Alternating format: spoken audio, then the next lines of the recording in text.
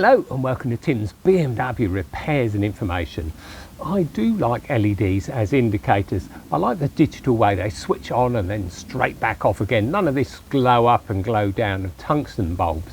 The problem is if you fit LEDs to a car like the E64 and all modern BMWs, you're quite likely to get hyperflashing, even if you buy a bulb that says no hyperflashing, no CAN bus errors, guaranteed. You can be guaranteed. You are going to get hyperflashing and you are going to get errors up on the mid. Now, in our last episode, we looked at using Carly to set a few functions up that we might enjoy, like a digital speedo and things like that. Well, today we're going to use Carly to stop us getting hyperflashing and to stop getting bulb out errors shown on the mid. But more importantly, I'm going to show you which bulbs to get and how to fit them. Get rear indicators, very easy. Repeaters, yeah, not too bad. Front indicators, oh, they're just pig awkward, I tell you that. And you've got to get the right bulb, otherwise it's not going to fit. Okay, well that's the plan today. Let's get on with it. Right, let's do the rear indicators. Got a little furry cover on. They pull down from the top, so pull down there. You can see the shape of the cover.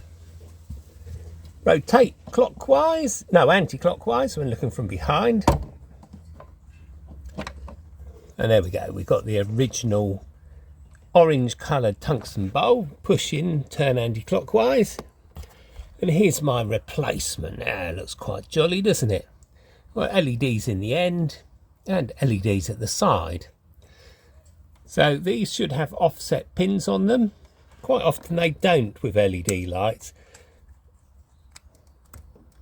But it's got to go in. It's got to turn clockwise. If it doesn't do there, take it back out and turn it round 180 degrees. There we go. And there we go, clockwise. Get your key ready. Lock. There we go. Okay, they're fine. Bung him in. Clockwise when looking from the rear. Put the bottom of the cover in first, and then manipulate the little tongues until they slip in like that. And there we go, that's one of them done. Although the right hand one went in all right, the left hand one doesn't want to know. So I've filed off one of the legs. Oh, let's see if you can see it. It's upright, you can see that one's got one, and the one at the bottom I've filed off. That quite often happens with LEDs, and I'm never quite sure why, but after taking one of the pins off, they generally fit very well. There we go, he's fine. Right, let's do the side repeaters first. You'll need a damp sponge, and you'll see why. You'll need a trim tool, and you need your key, and of course the replacement bulbs. Here we go, put your finger there, grab hold of it there, push this backwards. This one's a bit resistant. Cool, blimey, that one don't want to go. So normally this would just, a case of getting your fingers in there and pulling it backwards, but this one's resisting, so I need a trim tool in there and push it backwards from here. So I need a trim tool so you don't damage the paintwork. There we go, trim tool in there. That's just about back far enough. Oh, a bit further.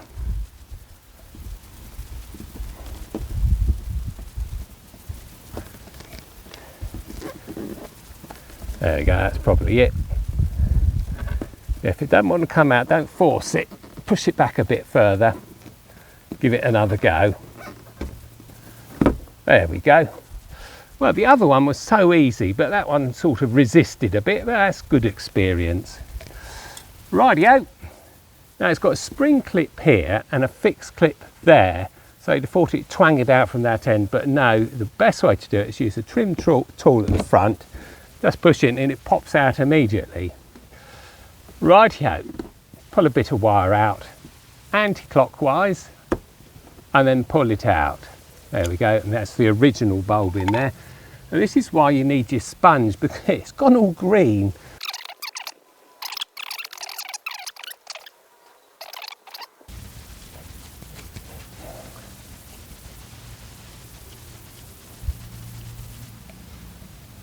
There we go, very nice. Right, so we need bulbs. So pull the old one out, they just pull out like that.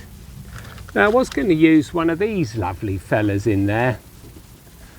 It's a nice plastic package. LEDs facing forwards and sideways is what you need. Yeah, that was a great plan, but it doesn't fit in the enclosure. So fortunately I bought some other ones as well, and these ones are pretty good, I must admit. I'll put all the links in the description, of course. There we go, these are nice, these are. They've got a little switch mode supply on there to provide the current to the LEDs. Now some of these only work one way round, and that's why you've got your ignition key with you. So what you do is you either lock it or you unlock it. Yeah, that's working fine. Can't see now because I blinded my eye, bit of green stuff out. Final clean of that, I think, because it's still a bit manky. That's better. And good thing about these ones is they fit into the enclosure without any problems at all. So push it in clockwise. Now when these go in, get your wire in, put the back end in first and then just push the front end in. And there you go, as easy as that. Get your strip, fit it backwards like that, and then push it forwards until it's up against the moulding there. And there you go, do a final test with your key. Job's a good one. Okay, well the eyebrow indicators, there's two bulbs, there's one there and there's one back here. Now this one you can get to from the bonnet, that one you have to get to the wheel arch. So yeah, we've got to choose the right LED, and I'm going to show you how to fit these because it's not straightforward. Yep, I was going to change both of them, but I thought I'd just see how bright these LEDs are, and then I thought, actually that looks like it's starting off in the middle and going towards the edge. And it is. Right, let's get on with it. Okay, so this is where we start. Quite a little doother just here. Lift it up, pull it back, out comes the old tungsten bulb. There we go, just pull him out, they just wiggle in and out. When you put the LED bulb on, make absolutely sure it does fit in properly, because I noticed that one of them was a bit loose and that had to be wiggled in and wiggled in. Once you're all wiggled in, make sure it's not going to immediately fall back out again, but he's nicely fitted in there now. Now of course the tungsten bulb's a lot longer. It doesn't matter because there's a lot of room in the housing.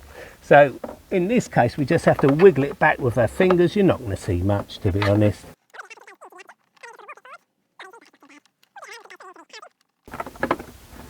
Yeah, that is a bit fiddly, I must admit. He's in, thank goodness for that. And get him lined up. Have the tag forward and up. Push it down. And that's it, locked in. Righty-ho, right. We've changed all the bulbs we wanted to. So we've done the rear turn signals or indicators, done the repeaters, and we changed the inner lights in the turn signals at the front to be LED. And what we don't want is hyperflashing, and that will happen if the LED that you've chosen doesn't take enough current. Now there's two parts to this. First of all, we've got to turn the warnings off, and then we've got to stop the voltage checking. Now voltage checking is important because when the car's light control module checks the lights, what it does is put a very quick burst of electricity into each of the bulbs, and what it expects to see is a certain amount of current because it's a tungsten bulb and they take huge amounts of current when you just give them a quick pulse of electricity. LEDs don't, and they flash. So yeah, for instance, the turn signals you don't want to flash when the light control module is just going around checking that everything's working okay. So that's called voltage monitoring, and we've got to turn voltage monitoring off as well as the warnings. Okay, so let's go into the light control module, and don't forget every now and again press the ignition key, turn it off and then back on again, because if 8 minutes expires while you're doing this, then the light control module disappears and you can't program anything. Okay, communication quality is stable. I'm pressing OK now. And now what I do next is read from car, so I get all the original options into the phone. I read from car now. Yeah, sorry for saying now. all the time, but it does help emphasize which buttons I'm pressing, because looking at the earlier recordings that I did, the phone just seems to be changing it all by itself, but it isn't, it's me pressing buttons. Okay, so we're getting the backup of the coding, and the next thing we'll do is we're going to use the drop down list instead of just going through the list of them on the screen for the light control module. And the same as last time. Okay, backup successful, pressing OK now. Yeah, same as last time, there's a huge amount of options available to the light control module. Yeah, do you fancy going for all of those? Nah. So I'm going to press the top right orange button. That gives us the drop down menu. It makes so much easier. Okay, so what we're interested today is, first of all, warnings. Okay, so we're going to turn warnings off for the lights which have got LEDs fitted. High beam warning, obviously we keep that on, as well as the low beam warning. And then we get to the turn signals. Now they're the ones which have got LEDs in. Now all round the whole car's got LEDs apart from the outer ones, which are still tungsten. So I'm going to turn the rear warning light off. So I'm pressing that now. I'm pressing off now. And the eyebrow lights warning. Now I'm getting a bit confused about this. I mean, the turn signals are the eyebrow lights, but just to make sure, I press eyebrow warning lights now and select off now. Okay, so that's all the warnings off, and I'm going to press code car now. Okay, caution, caution, understood and agreed. Okay now, and we'll code those bits of information into the light control module. Okay, so coding was successful, pressing OK now. Righty-ho, and we're going to use the drop-down menu again. There we go. Okay, so those were warnings. We're doing voltage monitoring now, so press voltage monitoring. High beams, low beams, they're left on. Turn signals rear, 1 of 2. Turn signals rear, 2 of 2. Both got to be off, so I'm pressing 1 of 2 now, pressing off now. Turn signals rear voltage monitoring, 2 of 2, pressing that now, and off now.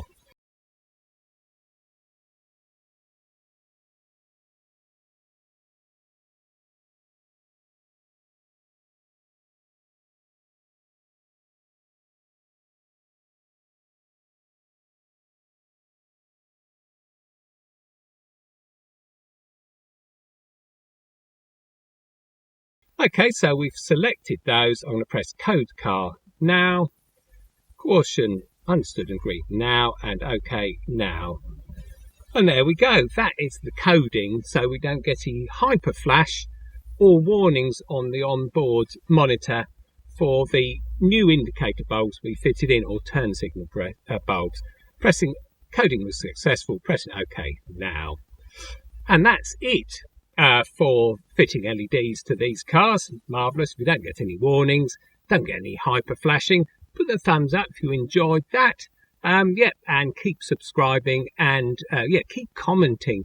I do love the comments, and I'll try and answer them as soon as possible. Doesn't matter which video you put the comment on, because they all come up as fresh ones on my feed of comments on the dashboard in YouTube. So yeah, don't feel you have to just find the latest one and press it, especially if it doesn't have any relation to the subject which I've just posted on. Okay, thanks very much for watching, and I'll see you next time. There's probably going to be quite a few videos in this series. So right at the start, what we'll do is we'll just have a quick précis of how you connect Kali to the car, and a quick basic understanding of how it works. And we're going to use folding mirrors as an example. So okay, first thing you do is you obviously connect Kali to the OBD port, and I'm fumbling around, oh I can't get it now, there we're in, and press the button until the red light comes on, and that is its communications running. Run the Kali app and then press connect. It takes a few seconds before it allows you to do so. We press connect, and then it will go through, first of all, connecting to the Kali adapter, which takes a few seconds. And then it connects to the car. Now if it just sits here for 5 minutes doing that, just close Kali and open it again and start again, and it tends to work better the second time. And the third thing it does is checks car insights I haven't got a clue what that is. Right, we're going to use customization. So when you press customization, it will go round all the modules, seeing which ones it gets a reply from. And there's 12 of them, and you get more of them if the ignition is switched on but the car isn't running. But of course, you've got to have a charger for that. It will tell you that Digital Garage is where it stores all the coding backups. And we go through that each time. Okie dokes, we're going to choose KGM, which is folding mirrors. So there's a whole list of things here. And we scroll up and down until we find KGM. Press KGM and it will read the module, make sure it can talk to it. And then we press read from car. And then it gets the coding data and it stores it in your phone. So if anything goes horribly wrong, you can always put it back in again. Press OK. Well, you don't get many choices for folding mirrors. We're interested in comfort folding for side view mirrors. So we press that and then we press the box for on. And that'll disappear after. It just says that got to have the LIN bus connected, but we have heated mirrors so on the 6 series, so it's going to work on all 6 series models. Okie dokes, so then you slide up that blurb and say understand and agreed, and then press OK and it'll go and do the coding. It takes just a few seconds. Coding was successful, turn the ignition off and back on again and the changes will be made. And it does. Right, that's the simple example we're going to use. We'll go through a few other things as we try different modules.